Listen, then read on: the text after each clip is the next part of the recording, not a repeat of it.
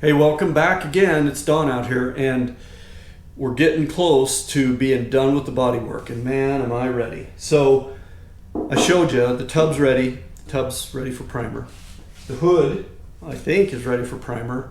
I'm hoping that I won't get a coat of primer on it and then go, oh, I should have done a little more sanding, but it looks really good. And I'll give it the once over, give it the feel test to make sure all its curves are smooth before I put some primer on there. I'm going to try and get that windshield frame hung up on this thing, and I'm going to get those two front fenders finished up. And then I bought me a roll of painter's paper. It's going to kind of tape off some of the stuff that I don't want to get paint on. I'm going to get the primer on here, and I've got that paint that will go on the inside of the firewall and the underside of the hood and the inside of the fenders.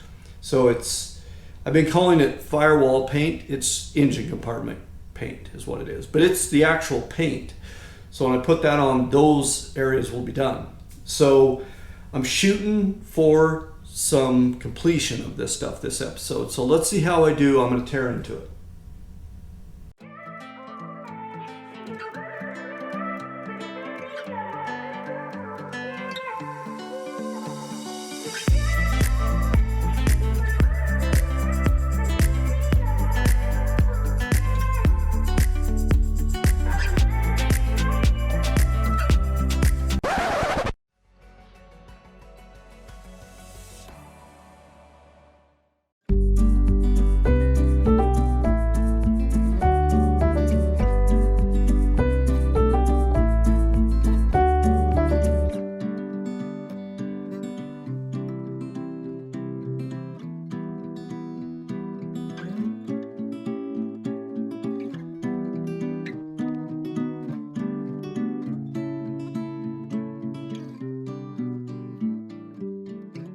All right, well, it's ready to go. I've got some paper down in the places where I don't want to get any overspray.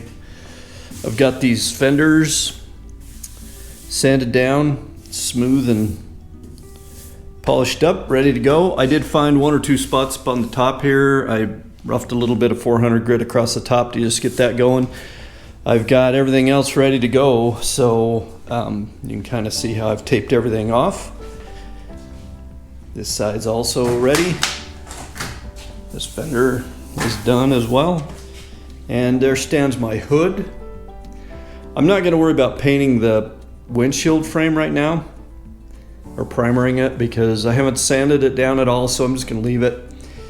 So I'm going to tear into it here and see if I can get a can of that primer used up tonight. I'm sure I can, possibly both of them. So I'll set you somewhere where you can kind of keep an eye on me just in case I become overcome with fumes or something. And let's do this.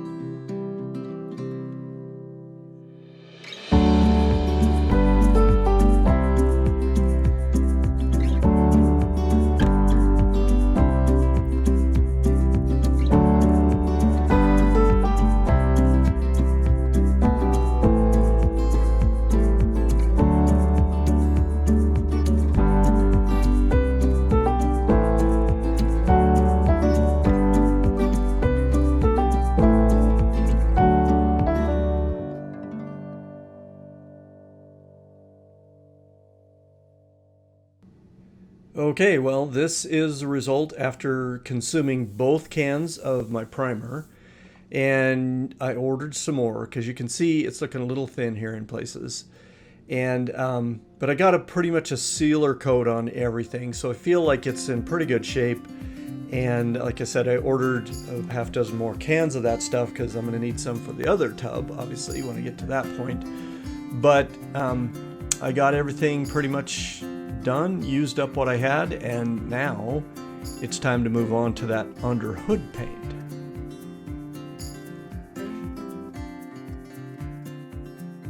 Okay, you can see me doing the little piercing ritual here. You take the little red button that's on the top of the can and you place it over this kind of spigot or spout or pin or something on the bottom of the can, and then you press real hard until it kind of breaks through, and that releases that inner canister of hardener, and then you shake it up real good and go to town. Now you can see as I'm spraying this stuff on, I'm getting about a 3 or 4 inch wide fan of paint when I'm spraying it, so I really like that. And I haven't had any issues with this stuff running or anything like that, or sagging. It seems like it's pretty forgiving as far as putting it on. It's just a little bit of a nuisance to have to kind of try to keep the can always straight up and down. I mean, that's just when it really does feel like you're getting a good even spray of paint out of there. If you get it at an angle, sometimes it feels like you're just spraying the aerosol from inside of the can and you're not carrying any paint with it.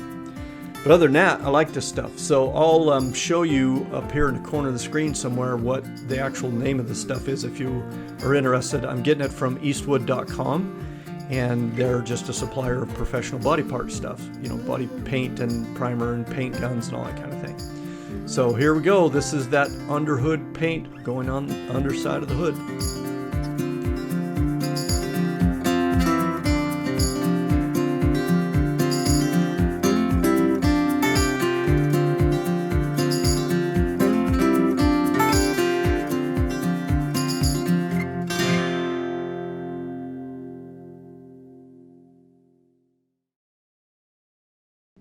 Well, I wasn't sure what was going to work better, to put the ladder on the side and climb over, or to come up from the bottom.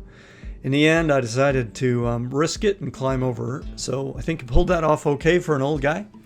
So a little bit of wipe down to get the excess dust off here from all the other sanding and so forth, and a little bit of kind of a final pass with tack cloth to grab any stuff that the microfiber cloth missed, and we're about ready to get started.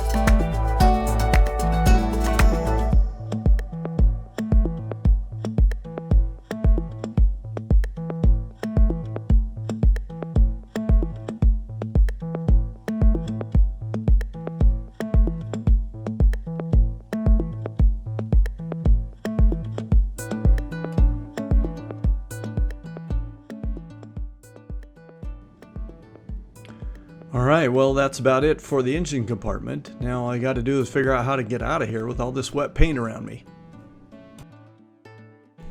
Okay, so for the underside of the hood, once my kind of dull looking underhood paint had finished curing, I did throw a coat of that gloss black on here, so just to kind of match the grill. But this is the firewall, just with the underhood paint on there. Those areas to the left there, right up at the top and over by that heater hole where that kind of looks like it's wavy, it is wavy there. I just felt it, and that's just some kind of ripples in steel where it was bent around those corners. So just something I noticed once I got paint on it. Okay, well, good morning. While paint is drying, and since I'm out of paint anyway, I'm going to see if I can work on these windshield hinges today. So I've got my hinges, and I've got my little bag of bolts These are hex head bolts. And all I need to do is find some nuts for these, and I should be able to start working on getting these hinges hung and my holes re-drilled and all that. So let's dig up some nuts for these bolts, and then we'll tear into it.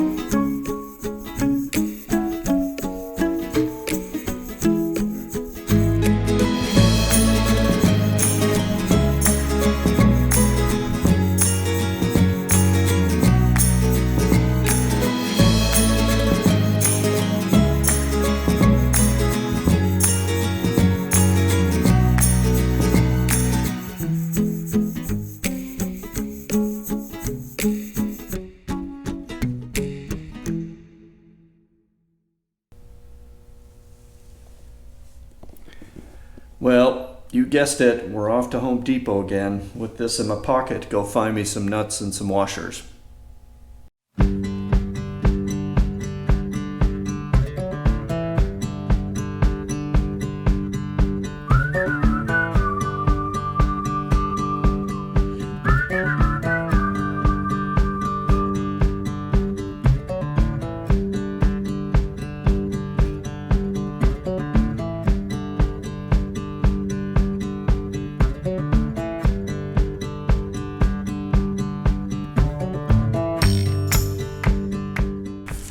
All right, well, it took a little drilling and it took a little swearing, but I got it. We now have a windshield back up on the Jeep. So one of the things that I thought the guys from Willys said that this windshield frame came with the gasket that goes in here, but apparently it does not. So I got to get one of those. It was all right putting it on. Over on the driver's side over there, the one bolt on the bottom where that, I don't know if you can see it. Hold on, I'll just walk around there. All right, well, here we are over on the driver's side. And what you can see is this bolt right here does not have a washer behind it, nor does that one. That one's too tight against this bend of the bracket, and the bracket is not tight against the fender. So that bottom bolt, I just barely was able to catch a thread with the nut and then tighten it up and get it in there, but I got it. So it's there, and it's got some Loctite on it, so hopefully it's not going to go anywhere. And there you have it. We got a windshield frame mounted on this thing. All right, well, I think we've hit the point where I can probably wrap this up with clear conscience, because I think I got most everything done that I said I was going to get done this week. So let's recap. The tub is all done with the prep work. It's primed, at least thinly primed, I'll call it. I have more primer coming. It's on order already, so as soon as that gets here, we'll get another pass to really take our time, prime it up gently, make sure everything's covered. I bought a half dozen cans of that primer or something like that, so I'll have plenty next go around. It's the tub's really done, ready. So it's time to get back on some other work. So this is going to be exciting, because what's next is I'm going to jump back into that front suspension. I'm going to get my tie rod and my drag link put on there. I'm going to get brakes all finished up, make sure all my lines are run, everything up to the point where that proportioning valve stops. Because my two lines that'll go up to the master cylinder, I'm not going to put those on until I get the engine block in. I'm really not going to do anything in the engine compartment until I get the motor in there. So I won't be putting that steering column on yet, things like that. I'll just wait, get the engine in, make sure I got plenty of room to work, and then I'll start putting the stuff that goes around it. So I won't really do much there. I do have to get transmission and transfer case off to a shop, get those cleaned up, new seals put in them, made it back together, so I can get a coat of paint on them. Hopefully maybe I can get the shop to do that. But I've started making some inquiries around town about where I can get that done, so that'll be on the docket for next week. I haven't heard any update on my short block yet, but it is ordered. I think you probably knew that by now. It's ordered, it's in the process. It was a 4 to 6 week process We're only a week or two into that, so it'll be a while for that. So we're carrying on, and I, for one, will not be sad to be done with the sanding and the primering and the dust, and probably going to take the compressor and point it at every corner of this garage to see if I can't blow some of that dust out of here and get where I can see everything in the colors that they are in nature and not this subtle gray color that everything has. So that's about it for now. Thanks for watching, and I will see you next time around when we jump back underneath this thing and start working on some of the suspension and drivetrain and so forth.